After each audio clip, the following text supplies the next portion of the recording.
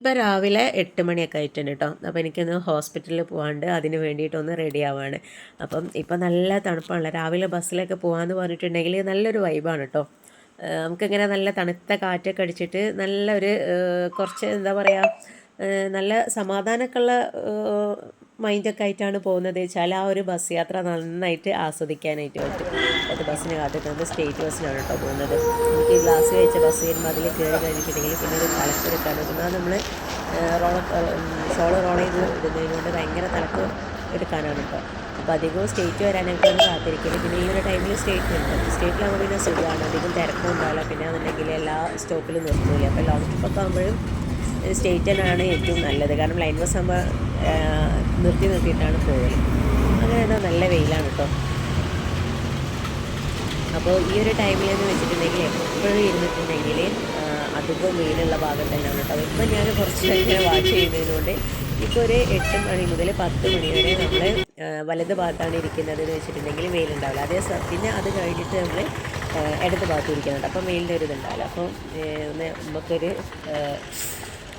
Radio തെറാപ്പിയൊക്കെ ഉണ്ടായിരുന്നു. അപ്പോൾ അതിനായിട്ട് വന്നതാണ്. പക്ഷേ അപ്പോൾ വന്നു കഴിഞ്ഞപ്പോഴാണ് നമുക്ക് മനസ്സിലായത് ഇവിടെ എല്ലാം പിന്നെ സാധാരണ ഇത് കോഴിക്കോട് മെഡിക്കൽ കോളേജാണ് കേട്ടോ. അപ്പോൾ ആ ഒരു സാധാ മെഡിക്കൽ കോളേജിൻ്റെ എല്ലാ ഭാഗങ്ങളും ആ ഒരു സൈഡിൽ തന്നെയാണ് ഉള്ളത് എന്നുള്ളത്. അതായത് ഡെൻ്റൽ കോളേജിൻ്റെ ഒക്കെ ആ ഒരു ഭാഗത്തായിട്ടാണ് ഉള്ളത് എന്നുള്ളത്. അപ്പം അങ്ങനെ നമ്മൾ നമ്മൾ ഏകദേശം ഒരു 11 മണിയൊക്കെ ആകുമ്പോഴേക്കും ഇവിടെ എത്തിയിട്ടുണ്ട് കേട്ടോ. നമ്മൾ കാണിച്ച് വരുമ്പോൾ 3:30 ആയിട്ടുണ്ട്. ഒരുപാട് ടൈം നമ്മൾ വെയിറ്റ് ചെയ്തിട്ടുണ്ട് കാണിക്കാനായിട്ട്. കുറേ അത്യാവശ്യം പേഷ്യൻസും ഉണ്ട്. അപ്പോൾ നമ്മൾ ഇവിടെയൊക്കെ ഇങ്ങനെ ഇരിക്കുമ്പോഴാണ് കേട്ടോ നമ്മൾ വിചാരിക്കുക പ്രൈവറ്റിലൊക്കെ ആണെന്നുണ്ടെങ്കിൽ ഇപ്പോൾ നമ്മൾ കാണിച്ച് കഴിഞ്ഞിട്ടുണ്ടോ. അതേസമയം ഇവിടെ ഇപ്പോൾ നമുക്ക് ഡോക്ടേഴ്സ് വരുന്ന ആ ഒരു ടൈം കാത്തിരിക്കുക എന്നല്ലാതെ വേറെ നിവർത്തിയൊന്നുമില്ല. കാരണം എന്താ വെച്ചാൽ നമ്മളിവിടെ നമുക്ക് പിന്നെ പൈസയൊന്നും ഇല്ലല്ലോ, നമുക്ക് ഗവൺമെൻറ്റിൻ്റെ ഒരു ചികിത്സ ആണല്ലോ. പക്ഷേ ഈ ഒരു കാര്യത്തിലൊക്കെ ഗവൺമെൻറ് കുറച്ചും കൂടി ഒന്ന് എന്താ പറയുക, കുറച്ചും കൂടി ഒന്ന് പ്രാക്ടിക്കൽ ആവണം. കാരണം എന്താണെന്ന് വെച്ചിട്ടുണ്ടെങ്കിൽ പല അസുഖമുള്ള ആൾക്കാരായിരിക്കും.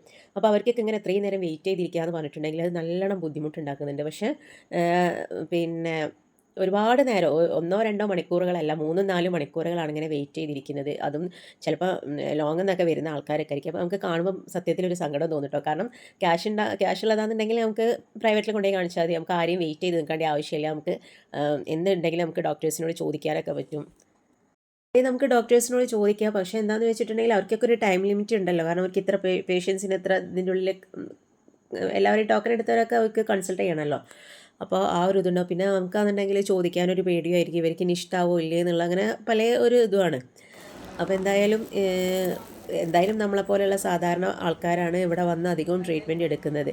അപ്പം അതിനുള്ള ആ ഒരു പിന്നെ ഒന്നുകിൽ കുറച്ചധികം ഡോക്ടേഴ്സിനൊക്കെ വെച്ചിട്ട് അതൊക്കെ ഒന്ന് സോൾവ് ചെയ്യാൻ നോക്കുക. കാരണം അത്രയും പേഷ്യൻസ് കഷ്ടപ്പെടുന്നുണ്ട്. പിന്നെ നമ്മൾ ഡോക്ടറൊക്കെ കാണിച്ചു വന്നതിന് ശേഷം സൈഡിലായിട്ട് കരിമ്പ് ജ്യൂസ് ഉണ്ടായിരുന്നു കേട്ടോ. അപ്പോൾ ഞാനും ഉമ്മയും വിചാരിച്ച് കരിമ്പ് ജ്യൂസ് കുടിക്കാന്നുള്ളത്. അപ്പോൾ ഇവിടെ 20 രൂപയുണ്ട്. അതെന്നെ ഞെട്ടിച്ചത്. കാരണം എന്താണെന്ന് വെച്ചിട്ടുണ്ടെങ്കിൽ നമ്മളെ സൈഡിലൊക്കെ കുറ്റ്യാടി പാലരിക്ക് അതിന് 40 രൂപയാണ്. അപ്പോൾ ഇത് നമുക്ക് പിന്നെ കുടിക്കുമ്പോൾ ഈ കരിമ്പ് ജ്യൂസ് പറഞ്ഞാൽ കുടിക്കുമ്പോൾ ഭയങ്കര, എനിക്ക് ജ്യൂസിൻ്റെ കൂട്ടത്തിൽ വെച്ചിട്ട് ഏറ്റവും ഇഷ്ടമുള്ളൊരു സംഭവമാണ് ഈ ഒരു കരിമ്പ് ജ്യൂസ് എന്ന് പറഞ്ഞിട്ടുണ്ടെങ്കിൽ. പിന്നെ ഞാൻ ബോട്ടിലുണ്ടായപ്പോൾ അതിലും വാങ്ങി. പിന്നെ ഞാൻ അനിയത്തിൻ്റെ വീട്ടിലേക്ക് പോയപ്പോൾ അവിടെ ഇലക്ഷന് ജയിച്ച ആൾക്കാർ പായസം കൊണ്ടുവന്നിട്ടുണ്ടായിരുന്നു. അപ്പോൾ ആ പായസമൊക്കെ കുടിച്ച് അങ്ങനെ പിന്നെ പായസമൊക്കെ കുടിച്ചപ്പോഴത്തേക്ക് ഒരുവിധം മസ്തായിട്ടോ. പിന്നെ കുറച്ച് റെസ്റ്റ് എടുത്തതിന് ശേഷമാണ് ഞാൻ അങ്ങോട്ട് പോകുന്നത്.